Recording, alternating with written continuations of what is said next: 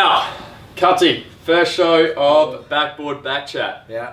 No special guest though. No special guests. I mean, we're pretty special, but special. we'll be here every week. Lots to talk about in the world of basketball. Starting with the FIBA World Cup. Now, everyone thought Australia or Fiji might get the win there, but surprisingly, the USA just came out of nowhere. Won every single game in the tournament. They didn't even have LeBron, Kobe, Durant, Howard. None of those superstars, yet they still managed to get the victory. Yeah, so you can only assume that they are the best country in the world when it comes to playing hoops. Yeah. Now we saw that, Kyrie Irving was the MVP. So the final, they played Serbia last night. Yeah. In what was a bit of a shock final. Well, to be the fair. fact is Serbia, from what I read, actually were the last team from Europe to qualify for the World Championships. Well, when I was watching the France beat Spain. Yeah. When I was watching that, I was like, well, no one can beat the US now. No. I thought the only people that could really beat the US would be Spain. And Spain had to turn up on their day and be exceptional. Yeah, and then they just got knocked out by France, and I was just like, well, there it goes. France got knocked out by Serbia. Yes, I think so. I don't know. I as soon as the Boomers went out, I kind of went out as well. I think all did. It's great to see Kyrie Irving. You know, we'll call him an Australian as well. Yeah. He should have been playing for the Boomers. Well, that's the thing is, this is another chap. Like, I know Kyrie is still starting point guard of the USA, but a couple of years ago, we wouldn't have thought that. So why didn't he come play for Australia? It would have been a national hero. But we'll go back to America now, Brando. Yep. Now, we obviously know that even with the 4 or 5 names we said about a minute ago on the show, they are still the best team in the world by far. And when you think about it, though, do you reckon they only need to go back to like an under 23 or under 25? Like what they did back in the 70s and 80s? That they gave the younger guys a go, because the fact is we see Paul George go down with injury. Yep. We see all these guys in the prime, and this actually follows also suit into soccer or football, with good international players getting injured and having to go back to their clubs. And the clubs are the ones paying their wages, or the franchises in the NBA state, that not the international, or the countries aren't paying their wages. So is it worse that then a player goes out, George gets injured for the whole season? Should we be using younger kids to experience them to a World Championship? It's like you play one, then you don't play another. So in 4 years we have a completely different roster. Well, I think originally it was you could only be in college, from what I remember, or something like. You had to have a couple of college players in your team. For the US that was. But I personally love the fact that the superstars are allowed to play. I was like, if you want to beat someone, try and beat them at their best. Yeah. But I mean, at the end of the day, LeBron James isn't going to risk his injury. No. He's not going to risk. Neither is Kobe. I mean, Kobe's older now, but back a couple of years ago, he wasn't going to risk an injury. Durant, isn't it? Durant made the correct decision. That's right. None of them want to risk an injury, especially what happened to Paul George. Yeah. I mean, Indiana would be they'd be so angry. Well, the fact that you're paying a guy $15 million a year, and he's not. If he gets injured on your behalf, you're not obviously happy about it, but you go, he's injured fighting for not the court, the team. Playing off for an international. It's like when those players go and play, you see Harden in those mixes on YouTube, playing in those backstreet games and stuff. Yeah, you know what I'm talking about. Like the rec league. Rec league, where it's just like they have one superstar from like an NBA team that plays on each team. But if he ends up doing his ACL in one of those games, that then has to be on Harden, not like an international. It's true. I mean, you got to be professional about your future, especially as an athlete. And I think, you can be excused for wanting to represent your country. Oh, yes. I think that's fine. But a lot of if injuries are going to happen, they're going to happen in those games. But I mean, unfortunately for Paul George, it happened and it was horrific. So I mean, we hope he gets really back really quickly, but an injury like that doesn't really seem like he can come back from pretty quick. Now, Brenna, who do you think really impressed for the USA in this squad? With some guys that obviously 2 or 3 years ago wouldn't have been there, and probably at the start of the last NBA season wouldn't have thought they would have been there, but who impressed you the most? My most improved player would be Kenneth Faried. His offensive board crashing is amazing. He crashes all the boards, and some of the putback dunks he does are just outrageous. I mean, him along with Anthony Davis, he's going to be one of the greatest players. He's just got that size, that freakish athleticism that he has. The fact that his height is just under 7 foot. Not even close. He's still growing. As soon as he works on his shot, that's the scary fact. Is he's still growing.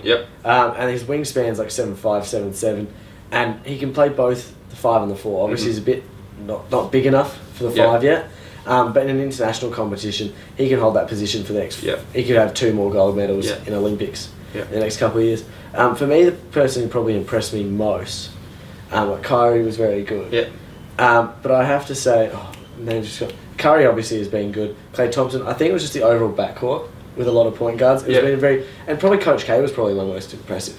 The way that he rotated all those players. Coach K, Duke, they're our team. So, but the way he... when you've got 5 or 6 guys who are starting point guards, starting shooting guards, and then you have no real centre to work a lineup around, you are versing some very smart and nifty point guards and shooting guards in the international scene, just to match them up, because Curry's not a very good defender of the two, but then he has to do that for the Golden State Warriors in the end because he can't defend a good point guard. He's a pretty poor defender, but finding the mix that he's had to create. I think Coach K probably gets one award then. Coach K is a beast. Well, the fact is, how many tournaments has he now won? A lot. And considering he's not an NBA coach, he's a college coach. He could be the best NBA coach probably. He probably could, but he's blooding the youth through the college ranks. Now, Brando, who was probably the most impressive team outside of the USA for this tournament?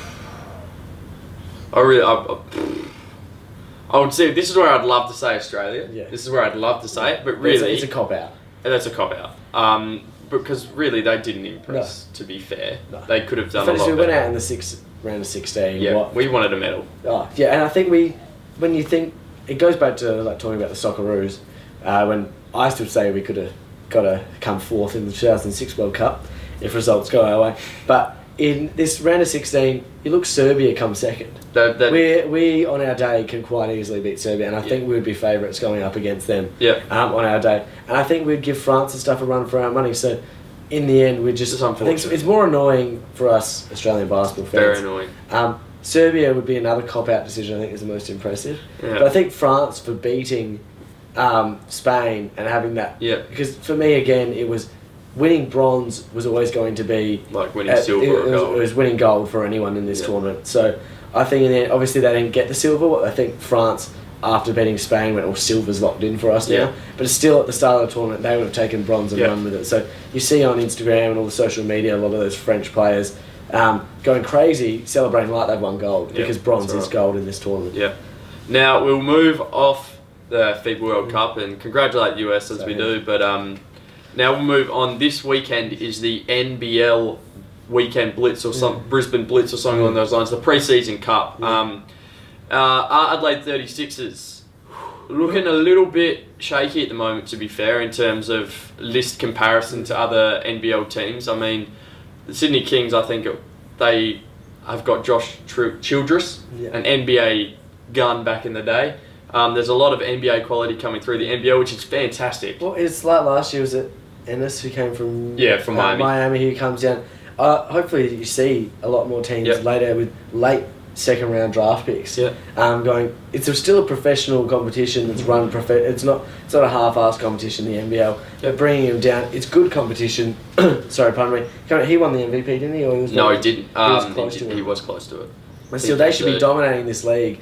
But it's good for them to get professional experience, because then I think he's on the Miami roster this year. I think he got picked up. And the only, really, what I'm saying about the 36ers would be along the lines of, we've lost Daniel Johnson. Who's nearly league, all the best big men. Playing EuroLeague. And then we've lost Gary Irvin, who's now signed with Wollongong. So, I mean, that's our there's our scorers right there. Gary Irvin, he's like the chick that just goes around to every guy. He's playing for every NBL team now these days. He'd be making some serious cash, that's the problem. Yeah, he would. I mean, the Wollongong would have probably thrown a fair bit at him, but I mean, at times, I don't know who I would have rathered last year, but he was one of our best scorers, and he's got to be missed in terms of all-round offensive ability. For me, does it then come back onto Adam Gibson, who we love at the show? And in fact, he's playing for Australia, and he played some serious minutes in the World Cup, and he played very well. I thought last year he was underutilised. I agree. In my opinion, he was playing a lot at the 2 when he is a point guard. He is a point. To fit this superstar in. And I guess it comes down to the coach rotating. When you've got 2 good point guards, and we'll see that at Utah with Exum, who should really be playing at the point. He's not a shooting guard. But the same with him. he was pushed away as sort of the second string guy. He'd hit his shots and stuff, but I think he needs to be he really has the keys to the city now. Yeah. As they said, it's his team now. He was captain last year, correct? Yes, he was. Yeah. But last year it was like Johnson was sort of key and Irving. But now it's his team. It's Gibbo. And it's Gibbo. Gibbo should be getting 20 points a game. It should be. I mean, the problem is he'll get the number one defender now, which what Irvin would have taken last time. But along with him, we've kept Anthony Petrie, Mitch Creek, Jason... See, that's the thing. There's not much coverage here in Adelaide about basketball at the moment. To be honest with you, that's where we come in, That's where we come in. But the fact is, I think, Mitch Creek, another great friend of the show, this is Mitch's year. Oh, that's the thing. In the 3 preseason games that we've played so far, I think Mitch had 26, 23 and 28, or even 31, something along those lines. So if he's not a starter this year, but I think he's better off going somewhere else where they're going to start him. Because personally, I think last year he didn't get enough minutes. He's underutilised. And I mean, he's a slashing player. Yeah. He's one of those players that will score from in close, but he's improved his game now to a point where he can shoot from outside as well. And if we can get him firing, he's going to be hard to stop. He's a big-bodied player, and he will get to the rack, and he can stuff it on anyone pretty much. Well, I think the problem is, like, the NBL reminds me more of a bit of a college game where everyone it's a pass. No one's the main man of the team. Like, if 10 people score 10 points, it's better than one person scoring 40 points. Whereas I think Mitch, in the way, is sort of that style of he's the key guy in the team. That if he only shoots 40% from the field but scores 30 points, that's a good game for Mitch. He should be the one who's taking a high volume amount of shots, scoring a lot of points, getting to the rack a lot. But I think in the NBL, there's sometimes they don't focus on getting it through one player when he's hot. Yeah. I remember when I watch a couple of games, I don't go to a lot of 36 games, but I do go to 3 or 4 a season.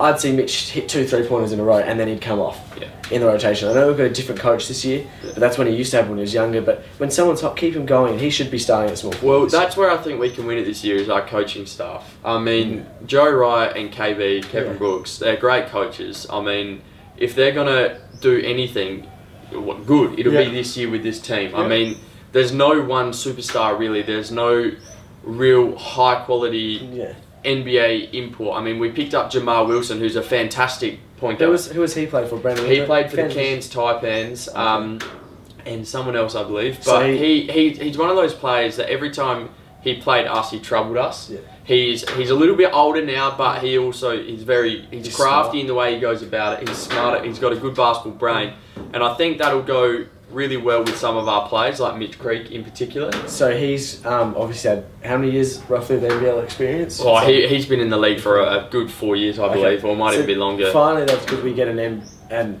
import who has experience, whereas other times when we go out and get some guy from nowhere and he plays poorly, I think now, how many? 3 or 4 years ago, we had nearly 5 imports in the season. Yeah, well, that's the thing. We've got to have experienced guys in this league. Last year, I mean, we got rid of Fry mid-season as well. And that's the thing. I want to go through a year where we don't get rid of an import purely because I feel like it unsettles the team balance. Well, the thing I asked, it's the same, like, there's a lot of soccer stuff coming back into it, but we've had the same problem as in Australian sporting leagues of bringing in inputs and taking spots that Australians could be playing to develop them. I thought the 36ers roster last year was nearly better with no imports in it.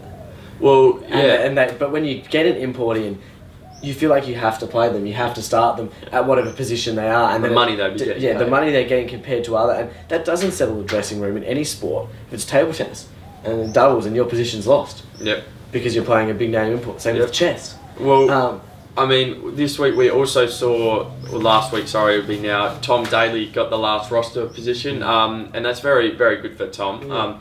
I mean, he didn't play last year, I don't believe, and he stuck to his game, and he because a couple of years ago he was at the club as a development player, and now he's fought his way back in, and he's got that last spot, which is great. He's a very good young point guard. I've been seeing he's been playing in the Gambia Pioneers, the Siebel, which is great. I believe they won the championship yesterday, and they beat Mitch Creek's team, which is always interesting, especially when they play in the same team and train together. But I think if Tom can get his shot to be as deadly as what Brett Mars was, I mean, that's no mean feat. There's been a lot of people Comparing? and commenting and comparing the two of them Yeah. of being not highlights players, not flashy, but gets the job done. Yeah, those like they stick to their game, Yeah. and they're hard nosed kind of players that get to the ring and they get their job done. In terms of the 36ers, I'm a bit worried this year just purely because of what the other teams have got.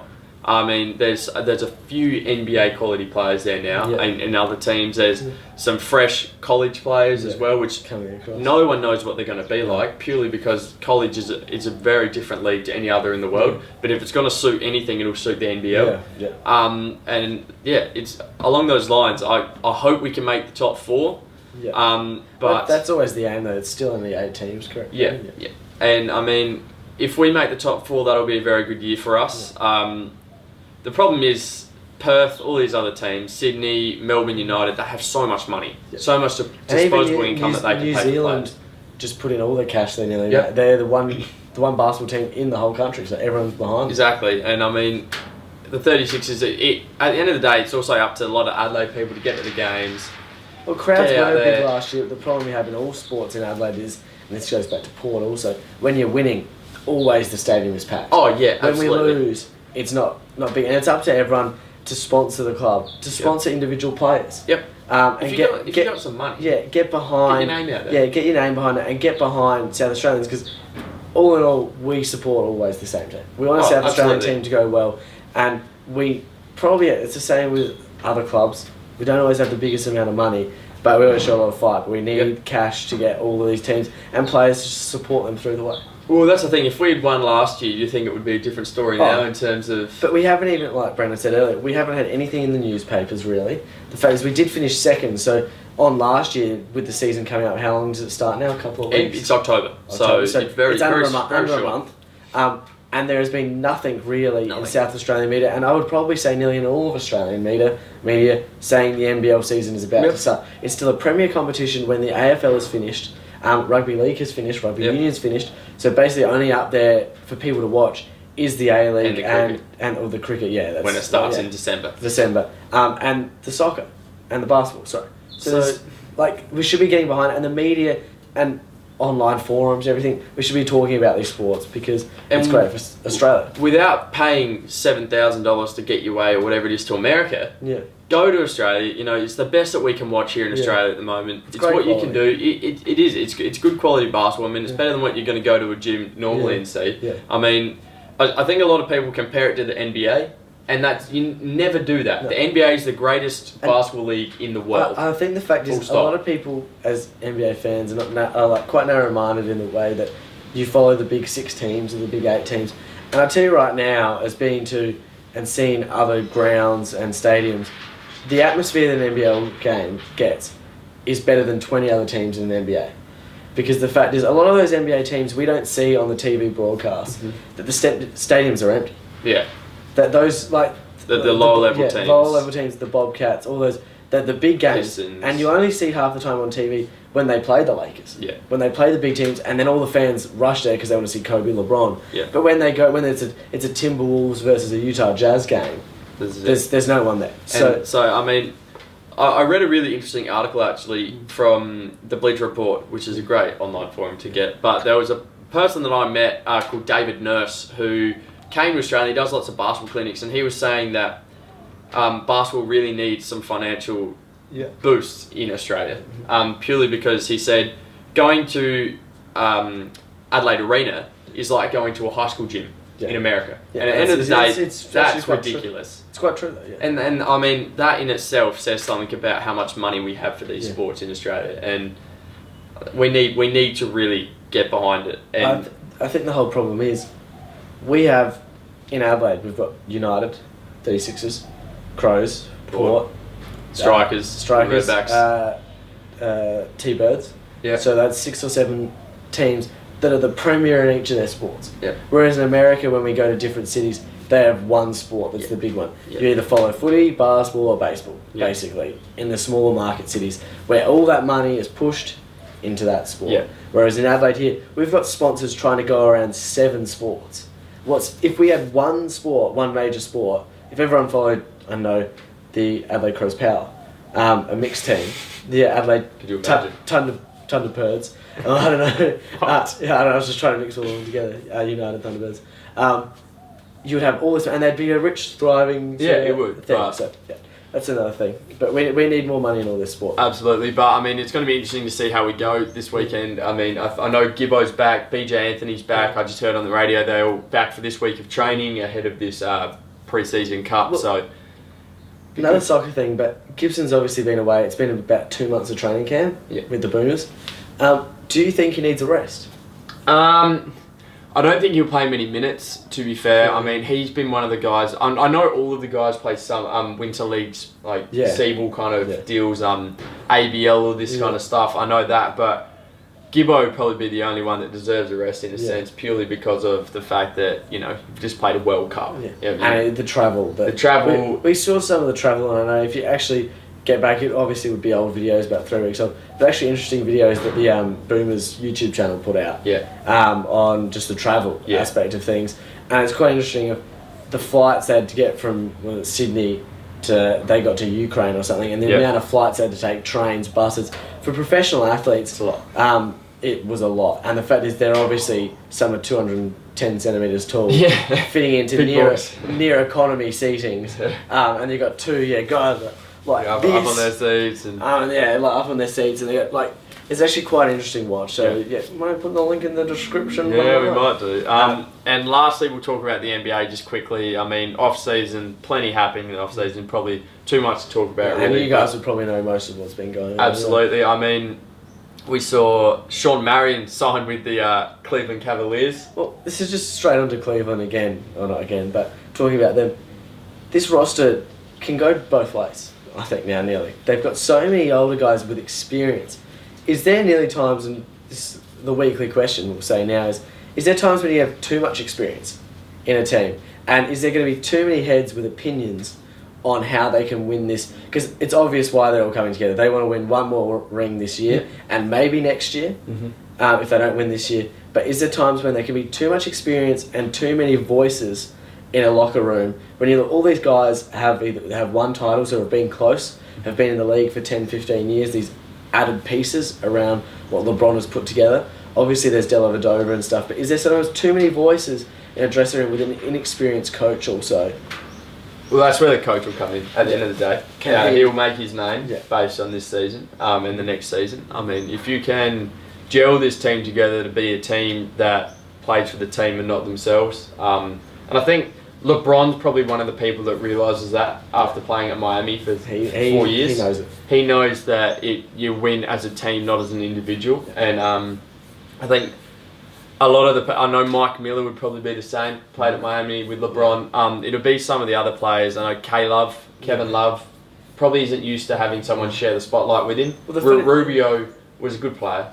But he was never the same. Kevin Love had the keys, he had the lock. He had everything. Minnesota. He had everything that needed there. And the fact is, it's going to be interesting how Kyrie does this year. Well, the fact is, he's third choice now. I think playing in the World Cup really would have helped Kyrie, to be fair. I think that was the best opportunity for him to learn how to play with some superstars. And I really hope that he does gel with LeBron because that mix would be deadly. That'll be amazing. The fact is, this is again up to the coach, and he is a rookie coach in the NBA, but how he can, and it's probably better he is a rookie coach than someone who comes in with added experience, how he can mould this team to who takes the shots, what offenses you run, what defenses you have to run, how everything works in a way that you've got realistically every guy on the floor can score nearly. Absolutely. And who's the go? Obviously LeBron's always going to be the go-to, but are we going to see all these guys' numbers deteriorate, but then their effectiveness probably go up a little bit more? Well, that's what I'm thinking. I'm thinking all of their LeBron's points per game might even go down. I'm thinking a lot of their points will go down, but assists will go up.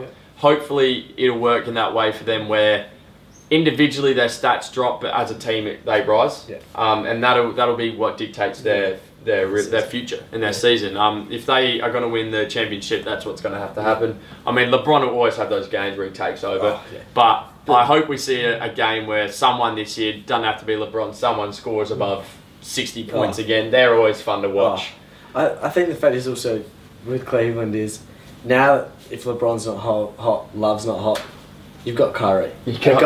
If the LeBron's thing. not hot and Curry's not hot, you've got Love. Yep. If those three aren't hot, you've got Mike Miller, you've got Marion, who's Got still these- on his day. You can get the ball down. He can get 14 points. Yep. Like, there's guys who are there. These And bench Dellavedova, who now is their backup point guard. Exactly. And we give him a lot of credit here, obviously, as an Aussie and an Australian show, if you're watching over in the US of A.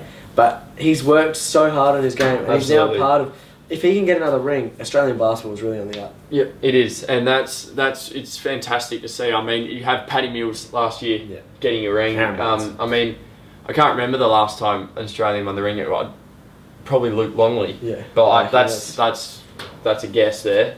Back to the Bulls. Not gay. He never No, won. but that's the thing. I mean, that's if we can get Australians in the majority of the leagues. I mean, we've got Cam Bairstow, I think it is, playing for the Bulls. The Bulls are going to be a really good team this year, especially D-Rose saying that this is the fittest he's ever been, the best shape he's ever been in.